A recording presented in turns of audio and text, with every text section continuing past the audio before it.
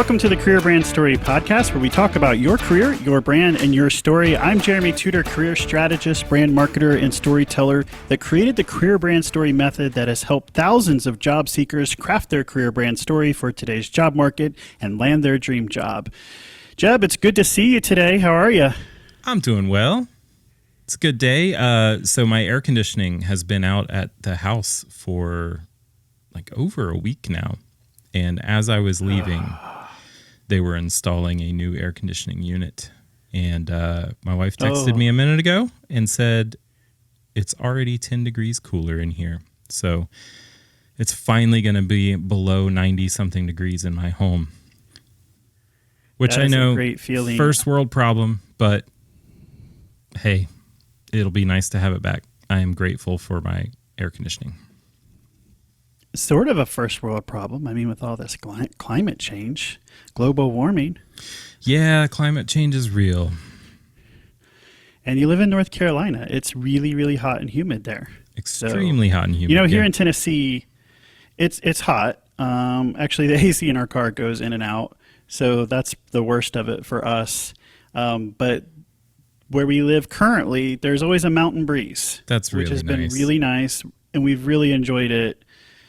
You know, and the difference from living in North Carolina, where you'd step outside for 10 minutes and be drenching with sweat and swatting huge big bugs away from you. So that has been kind of nice. Now, moving to Nashville, I think we might get a little bit back into some of that humid nature, but not as bad, I don't think, as North Carolina where you're at. Yeah, so.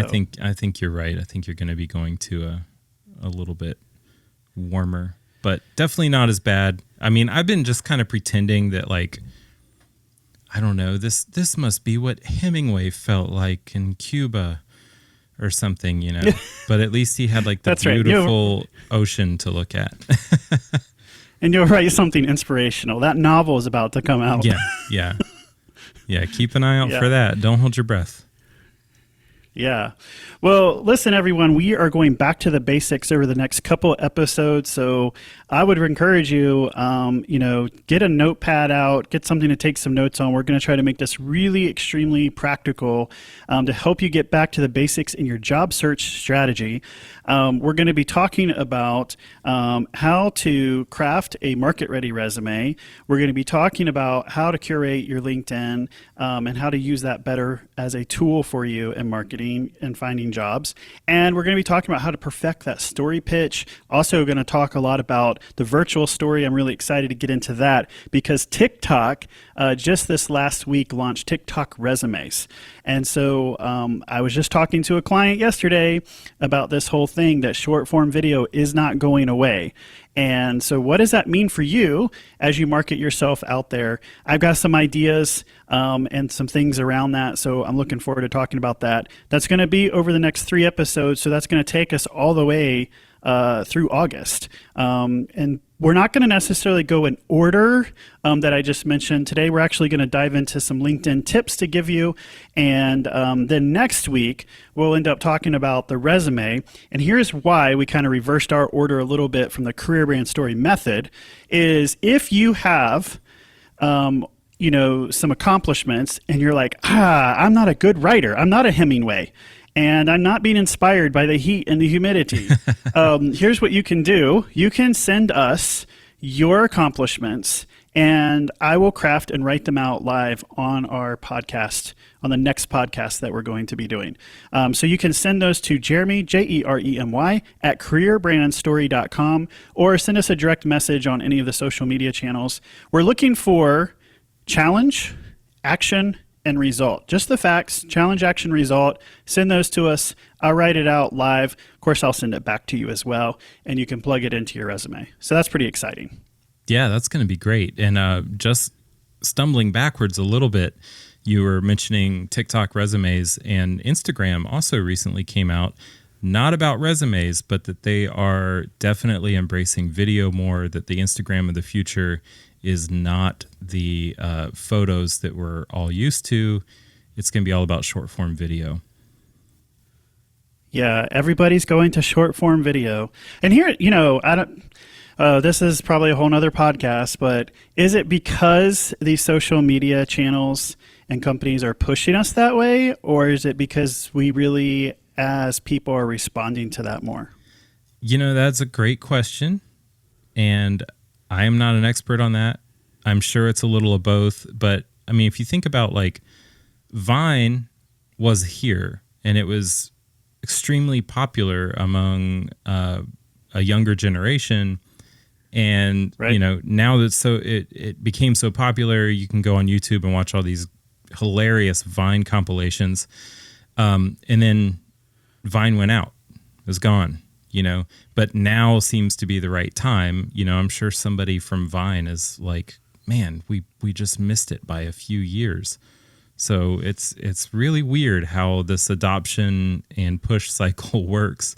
I think it's a little bit of both. Yeah. Well, we'll dive into that, and that's a great conversation for us to kind of talk about so that when we get on the podcast, maybe we'll sound a little bit more like experts around that and give some people some concrete information around it. I'm really excited about it. I'm also really excited about the short form video, even if that is a thing to stay. I think here at the Career Brand Story team that we actually have a standard for that, for people in their careers and how to do it and do it well. So that's what I'm really excited about. Yeah. Well, so LinkedIn is what we're going to be talking about today. I want to give 3 tips today. LinkedIn is the number one place to showcase your personal branding for your career. Currently, there's 660 million registered users, with 303 million of them being active each month. That's a lot of people and a lot of activity taking place on this platform. And job seekers often spend way too much time worrying over their resume that's only going to get viewed in about 8 to 12 seconds. And they don't really do anything with curating their brand on LinkedIn. In fact, I think a lot of people approach the LinkedIn platform as this electronic resume and forget that it's actually a social media platform. The deal is that 100% of recruiters and hiring managers, they are looking at your LinkedIn profile and thinking about, do I want to bring this person on our team? And so while you want your resume to get enough attention, to get through applicant tracking systems, to start a conversation with a recruiter and a hiring manager, you really should be taking a look at your LinkedIn profile. You really should be taking a look at the LinkedIn platform and how you can really use it to your advantage in your job search. So we're going to drop 3 tips here today that I think are really useful for you to think about this, especially in your job search strategy. The Savvy Intern is a blog post, and Hannah Morgan wrote an article about, should you broadcast that you are looking for work and use LinkedIn's open to work hashtag? So that's that green banner around the LinkedIn profile photo that you see with a lot of people. And the LinkedIn launched that back in the pandemic because there were so many people in the workforce, being furloughed and laid off. And so they thought, here's a way that we could help people. They created this hashtag open to work. And if you let people publicly know that you're open to work, they added the little green hashtag open to work to your profile picture, so to help you make stand out. And so is that green banner around your LinkedIn profile photo, is that really going to make a difference for you in standing out and helping you be able to be found more and to be more attractive for a job? And so we want to kind of see what the data says so that you can kind of make an informed decision. Hannah Morgan said that job hunting today is different than ever before. Rules and stigmas need to be broken, especially for those that are unemployed. I think that's a great point, but let's also talk about the data, and let's think about this through a marketing lens, and is it really the best thing for you? So the first question I think we got to talk about, is it unfavorable to be unemployed? What do you think, Jeb? Man. You asking the wrong guy. As we always talk about Enneagram, I see both sides of that very, very easily. I don't personally think that it is, but I think that it probably has a stigma among, hiring managers and stuff like that. That there's this. Probably there are a lot of people who think that someone being unemployed means that they're unemployable, is my guess. Yeah, I probably kind of land the same way with you on this. And LinkedIn asked if being unemployed positions job seekers unfavorably. Um, and the results and the data that they got back and feedback from hiring managers suggested that it doesn't. In fact, when they surveyed hiring managers, they had nearly all 96% of those surveyed said that they would hire a candidate laid off due to the COVID-19 pandemic. So that I understand because that was like this universal thing that happened, and there's so many people that got laid off during the pandemic. But prior to that, if you were laid off, like what I would say and still say, in fact, if you didn't get laid off due to COVID-19 and you're unemployed for other reasons, the issue becomes 6 to 7 months out and you're still not unemployed. What's the reason why behind that? Yeah. So here's the LinkedIn research on the hashtag open to work. So again, they launched this in June of 2020. They found that more than 3 million members have chosen to add a public open to work photo frame since launching in June. And their data showed that they are on average about 40% more likely to receive emails from recruiters. All right, so there's the data. It speaks for itself. But will open the work increase recruiter outreach? Either publicly or privately. Again, data says that if you're turning that open to work on your LinkedIn profile, is going to increase your likelihood of getting a recruiter message by 2 times. So that means twice as many job opportunities. Now, my question from that is, okay, but how many of those people who had hashtag open to work have actually landed jobs? Yeah, and I'm wondering, well, no, I guess that would just be too bold of a move if you're employed and you put the open to work thing on there. That might not be a good idea. But I was wondering, like, does having the open to work thing automatically mean that you're out of work? Right. I think there's a lot of things, depending on your situation, that you really got to think this through and whether it makes sense for your marketing strategy versus somebody else's. So I don't know. I keep landing in the boat with my clients not to turn it on. So from a marketing standpoint, forget the data for a minute, which I know this is going to sound bad because everybody's going to be like, no. Never forget the data. Yeah. Never forget the data. But I want to forget the data for just a second. All right. From an image marketing standpoint, knowing the stigma is out there, all right, that, if you're unemployed, you're less attractive. Like, I still usually land in the camp to advise my clients, hey, let's turn that off. Let's just keep it private. To me, that looks more appealing than having that hashtag green thing in your profile. That's just an aesthetic kind of image, how you put yourself out there, right? But if I bring the data back into it, it's telling me a different story that, hey, maybe it is actually worth it. And so I don't know. I don't know actually where I land on this. I think I'm just going to have to present the data to clients and let them make a decision that feels best to them. Yeah, I think that's probably the smartest way to go about it because it is alluring. And when you say that there are 2 times the in-mail, if you have it. The other thing with that is, are recruiters are they just using the open the work hashtag as a search field requirement, but they're not really taking time to look at the other requirements? And so what's the quality of job opportunities that you're getting to? Right.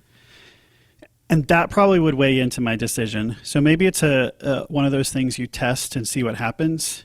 And if you're getting a lot of results back that seem to be like, job opportunities that you're not qualified for, or they're,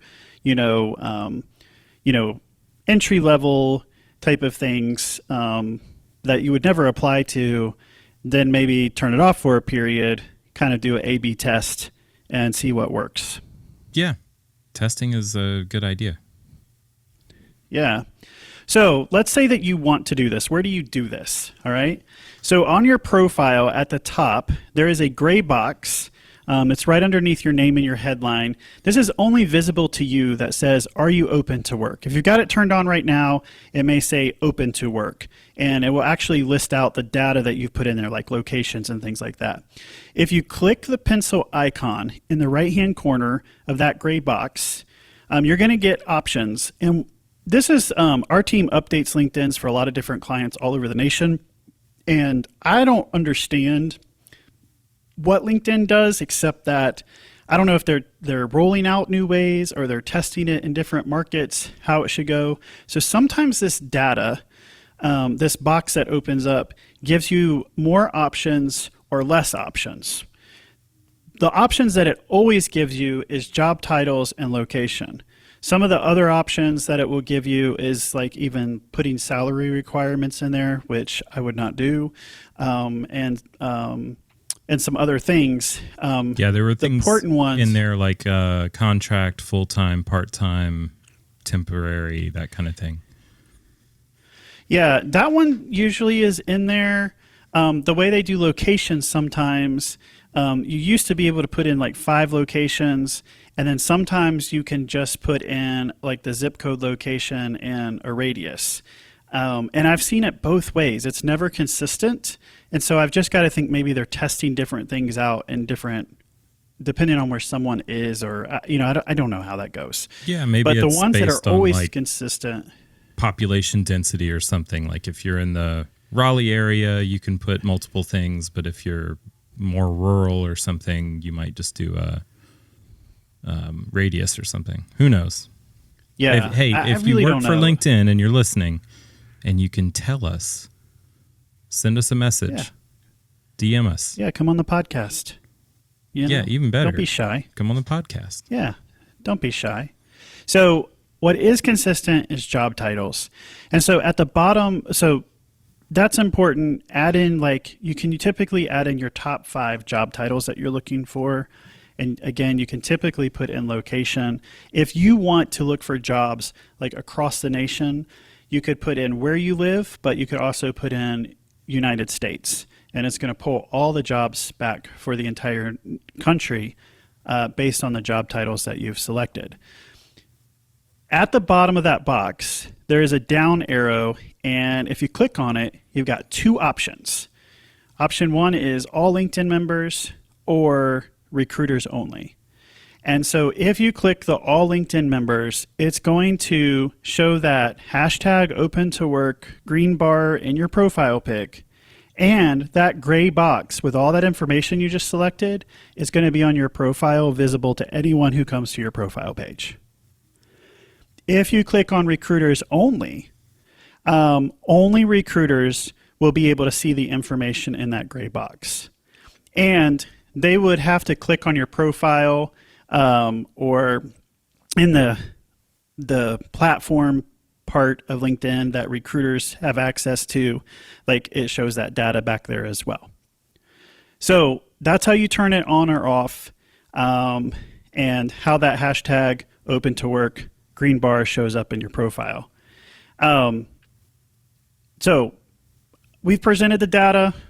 You can test it. I'm not giving you a yay or nay either way on that one. I think there's enough data to say it's worth maybe testing out, but I do think there's some marketing strategies and reasons for, in fact, if you were employed with a company, you're probably not going to want to use that at all, not to use it as such. Right. Yeah. Because we're not knocking data, but the data has to be interpreted. Yeah. So. All right. Number 2 LinkedIn tip. Review your skills and endorsement section in LinkedIn.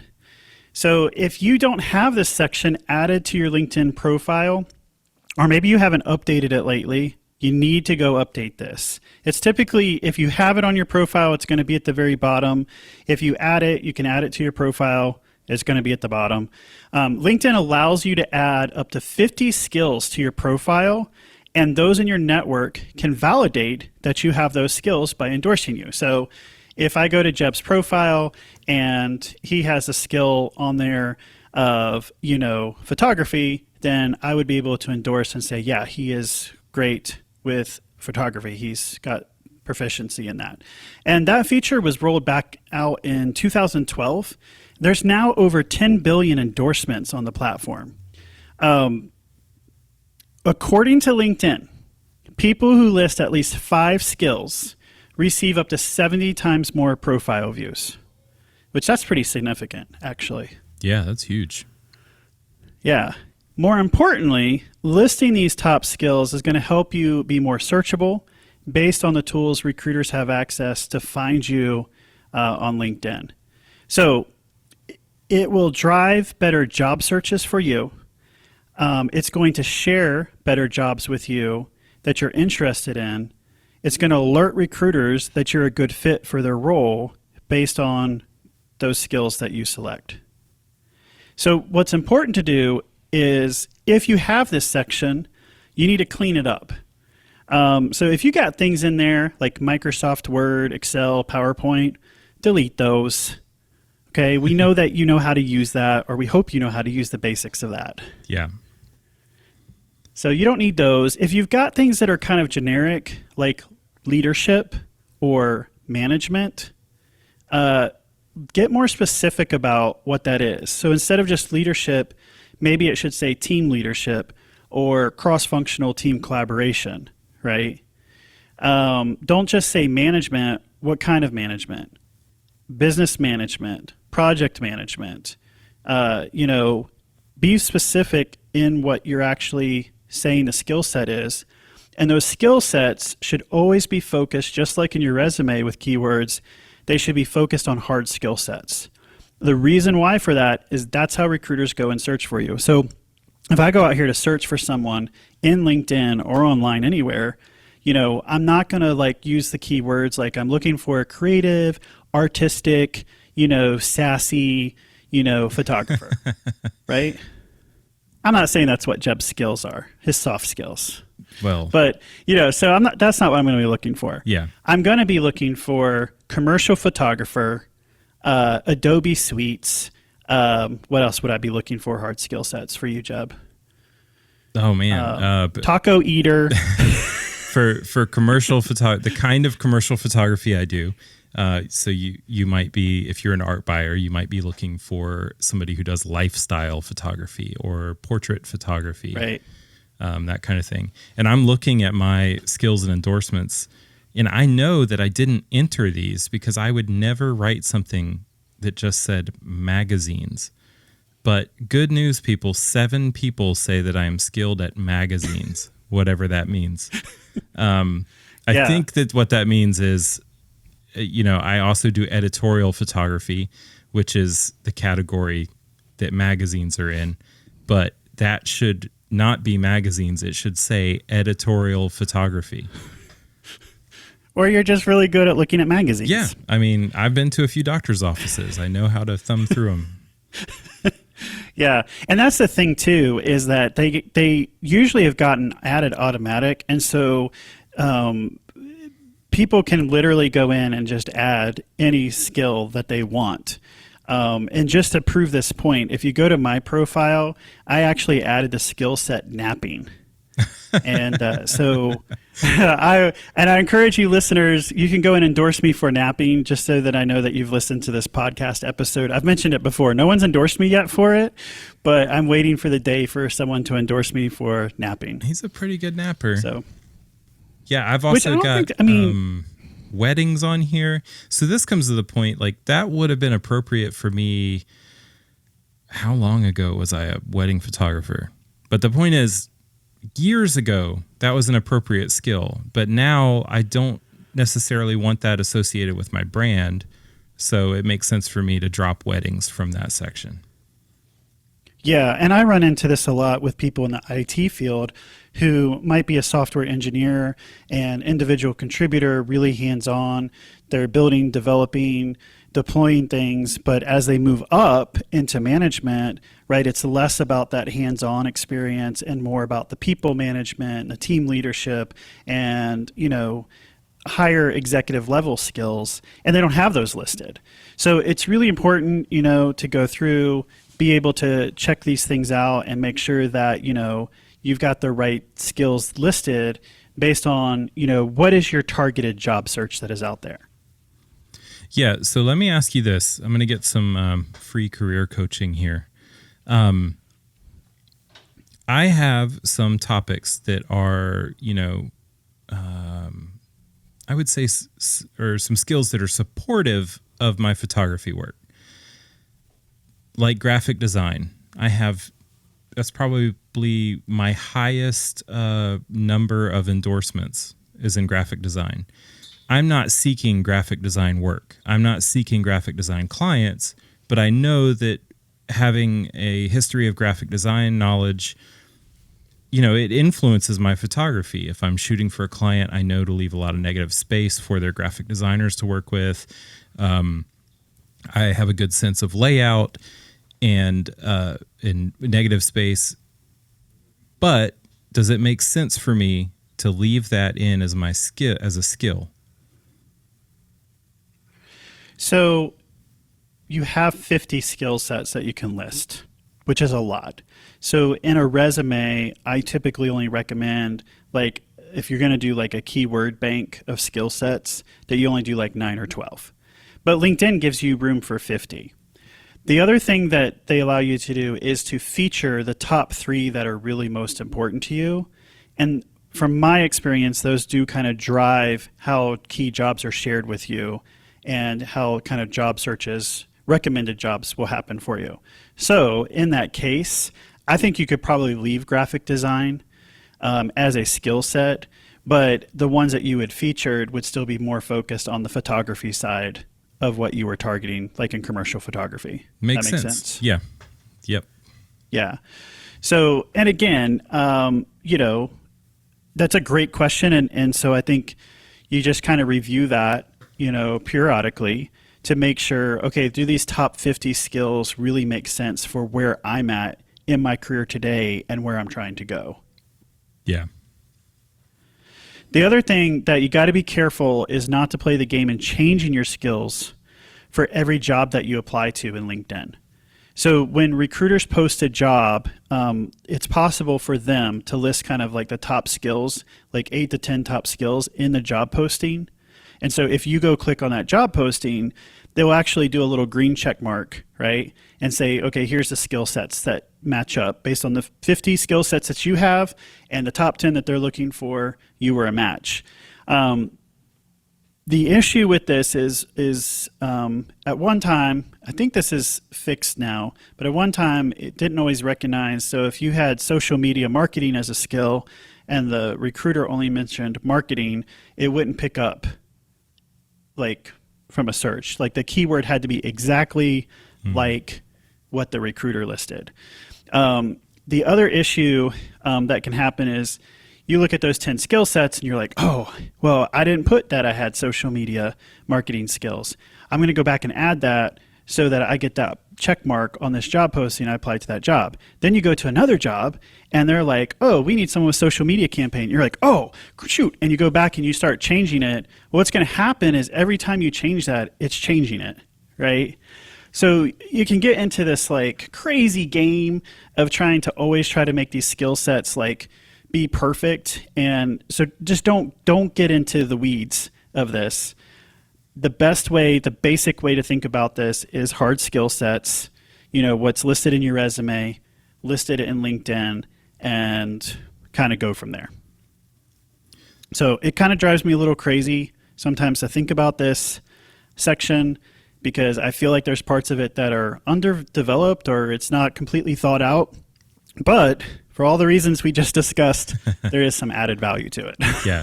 And just so you know, I just endorsed you for napping, and yes. It allowed me to pick from 3 options to how skilled you were at napping. And so I got to say that you're highly skilled at napping. And it also asked me what our relationship was.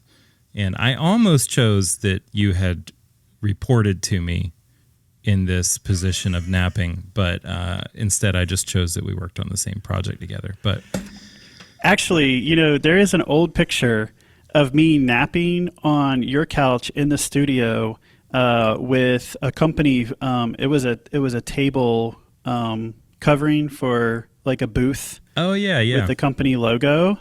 Yeah, yeah, and but I used Who it as a shall blanket and took a nap. remain nameless. The evil corporation of the world. But yeah, but I don't know where that picture is, but it's an actual picture of me taking a nap. So we'll have to dig that up and Yeah, maybe post have it to keep an eye out for that. on social media. I'll let Abby know that, and we'll find it. So she just gave me the peace signal. That's going to come. Maybe I'll get more endorsements for napping now. Oh, Abby's back. The other people in the room, for our listeners, had left the room when we started recording the podcast. And I don't think it was like we'll make it quiet in here for recording courtesy. I think it was, man, it's annoying to work next to people who are making a podcast. Yeah, absolutely. 100% that way. So they also have a picture of me napping today before the podcast. Oh, So is that I where really we got am started highly late? proficient in napping. No, that's not. Well, maybe. All right.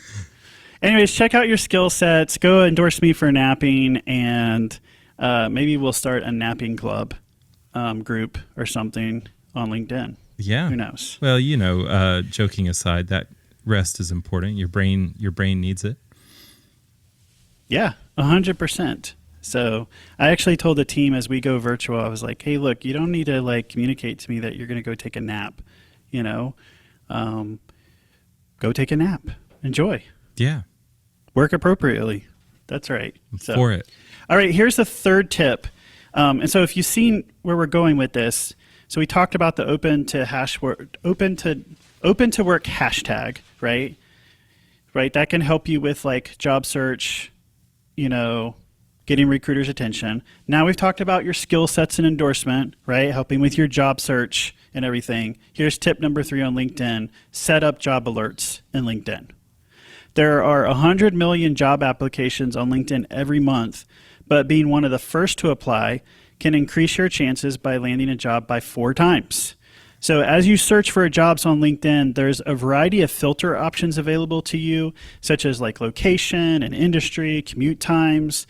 You can select if you're just looking for remote jobs, like that kind of flexibility. And you'll see a prompt to set up job alerts.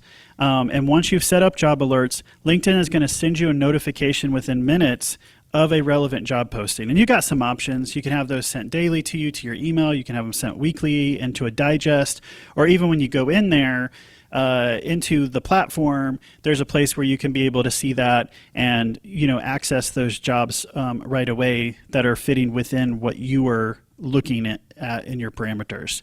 So to get to this, at the top of LinkedIn, there's a quick icon dashboard to navigate, and you're going to see a briefcase.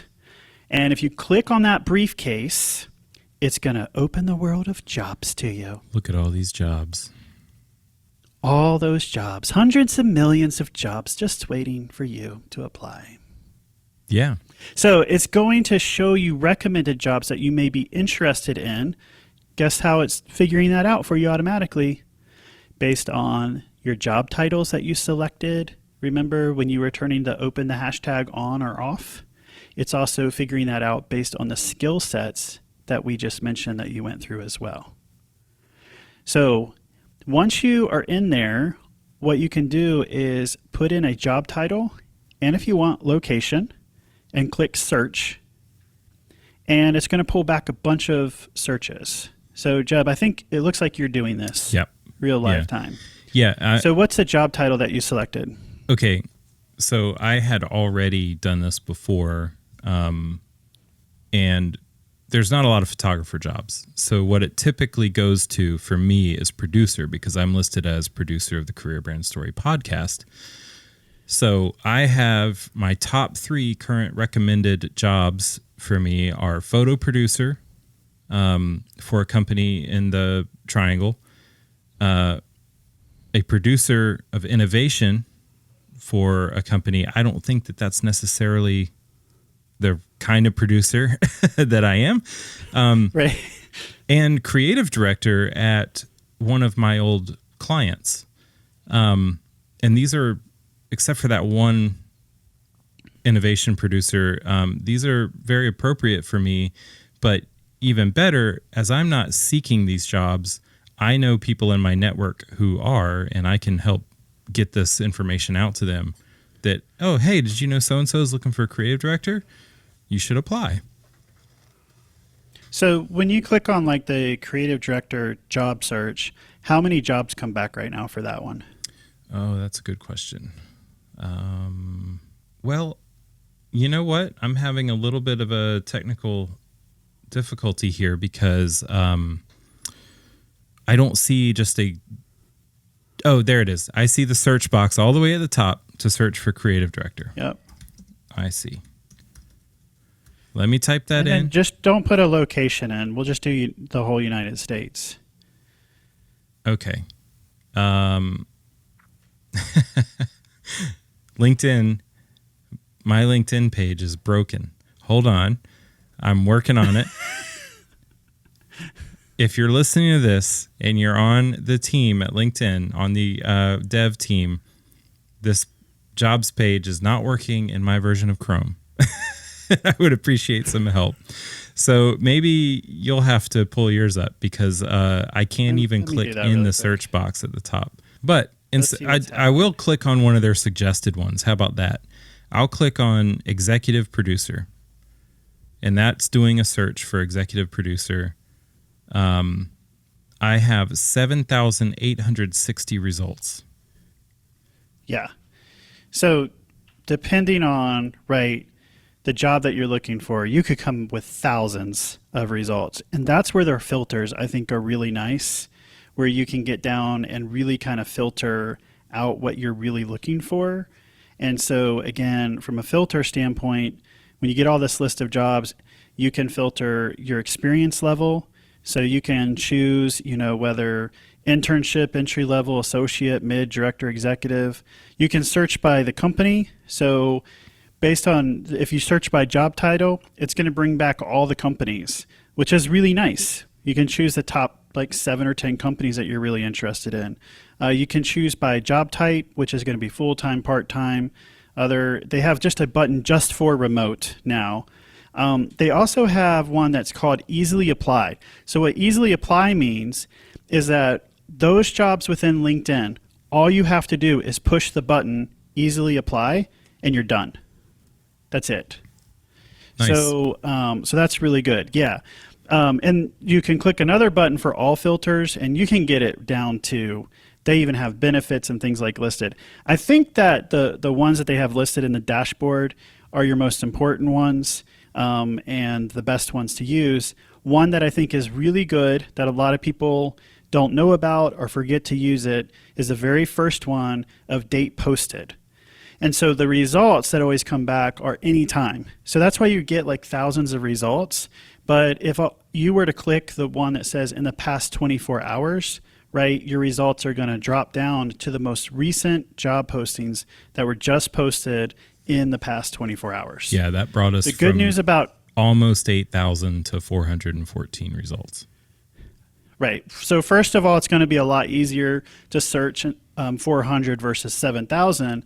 But the other thing is that you're going to be one of the first people that can apply to those jobs. So that's just a really smart thing to do. Yeah. So there's a lot that you can do in that. And then you can turn on that job alert. And again, it's going to like send you can choose, it can send you an email, a daily digest, a weekly digest, or anytime you go into LinkedIn, I think you can do a push notification that will come directly to your mobile phone so that you know exactly when a job's been posted and you can see it and go apply to it. So if you want to turn the job alert on, when you do the search at the top there of where all the jobs are listed, you'll see a toggle button that you just kind of switch on, and then it will allow you to manage the job alert.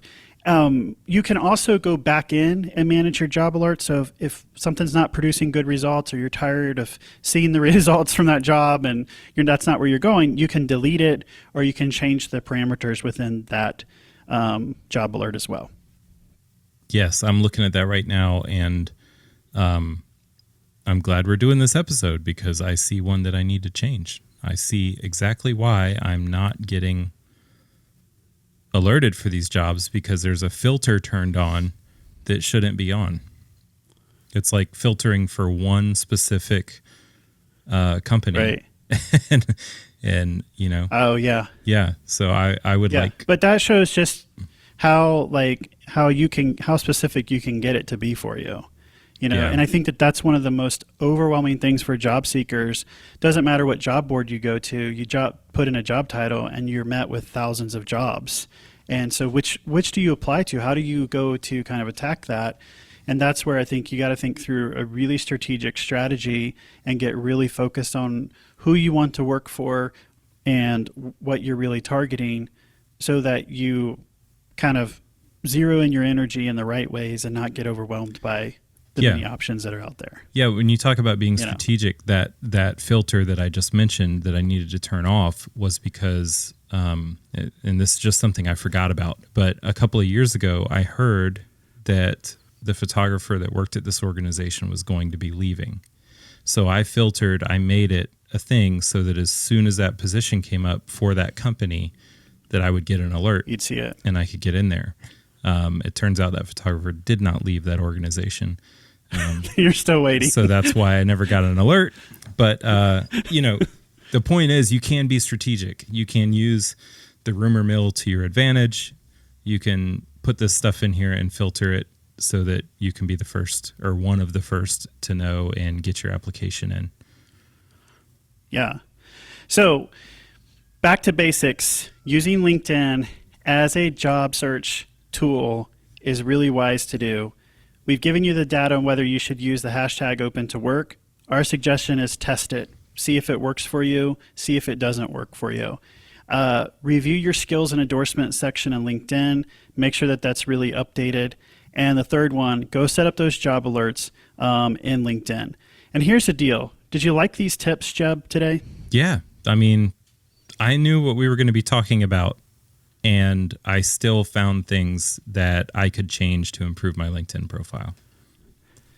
And this is the really cool thing. We are so excited to announce that today we are launching our Career Brand Story community on Patreon.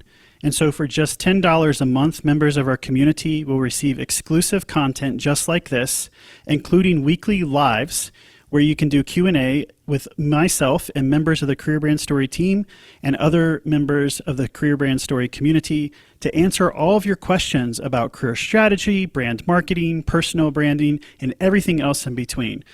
And so members of the Career Brand Story community will also receive exclusive bi-weekly bonus content that you can't find anywhere else. We are so excited to foster this community that allows all of our members to thrive in their life and do what they love.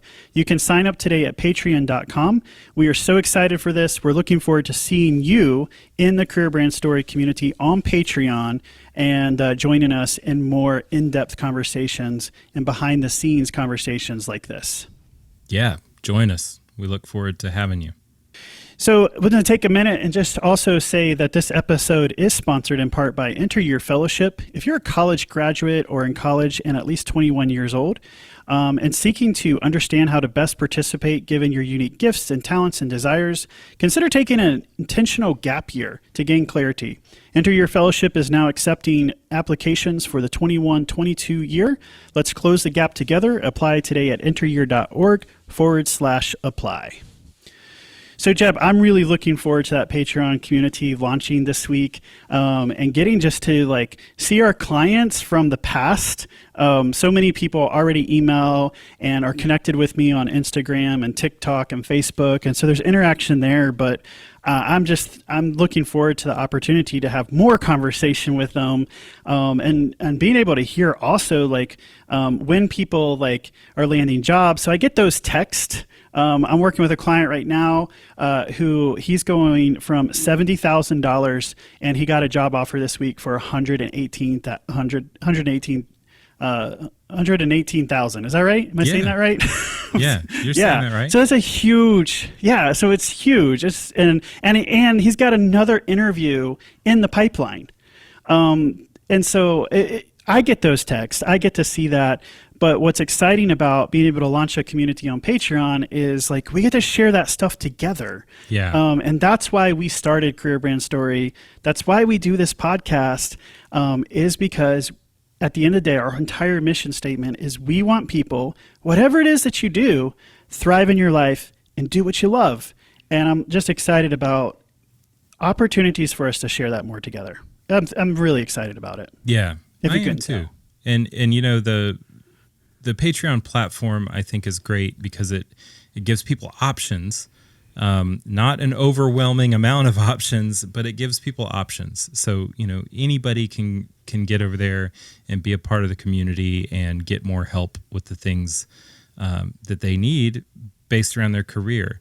And, obviously we have a strong leaning towards the job seeker with our podcast and what we do, but there's also people like me, self-employed, artist, freelancer, whatever you want to call me, that, I'm using these tips and they are helping me along the way. Just last night, I had 2 new leads from LinkedIn, and it wasn't just because I was on there.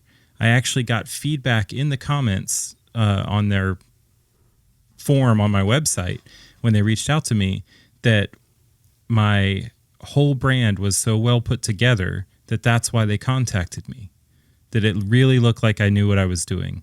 And it, I do know what I'm doing, but the fact that my LinkedIn and my website worked in concert with each other to really say, this is who you're going to get, was a deciding factor for them. So even if you're not a job seeker, getting your personal brand together means so much in your, the way people perceive you and the way they want to interact with you. Yeah. So join us on Patreon. We're looking forward to seeing you there, and having a lot of fun over there. It's exciting. Yeah, absolutely. Hey, so you can find me on Facebook or LinkedIn. Just search for Jeremy Tudor. On Instagram, I'm at Jeremy T. Tudor. And while many of you do listen to this Podbath. That's like the third time you said Podbath. Podbath. Is that a Freudian thing? Like, It are you wanting to feels take a bath? Like, yeah, maybe I'm supposed to do a podcast From in the a bath. bathtub. Interesting. We'll have Maybe to that's work what on it's that. supposed to be going on. Maybe so. Maybe that's one of those bonus contents. You're already Well, skilled at that napping. just became like a You that might just as- became a FYP page now, didn't it? Is I that what think it's so. called? Isn't that something? I think so. I don't know what those really are. I just know that. What is it? They're telling me offline. Oh, OnlyFans. That's one of those OnlyFans. OnlyFans. That's what the team is telling me right now. That'll be another day So- that we announce the OnlyFans. We'll stick to Yeah, Patreon I think for my- now. I think Christy's saying OnlyFans sticks to our bedroom. To her only. She's my only fan. Oh my gosh. Yeah. Well, this whole episode just went into Well. the gutter, but if you want to watch it go into the gutter, you can join us on our YouTube channel. We just launched a new Career Brand Story YouTube channel. And Jeb, how's the best way to people to find that? Because we're not at 100 users yet. So Yeah, the easiest where do people way need to go? for you to find our YouTube channel is to go to careerbrandstory.com. That is our website for the podcast. Go there. There's a box at the top that has all these icons for places you can subscribe. The third icon from the left is the YouTube play button. Click that. It takes you to our channel and you can subscribe. Yes. So, Mom, if you're listening, Jeb just gave you complete instructions for how to go to watch my YouTube, so no more excuses of following behind. Right.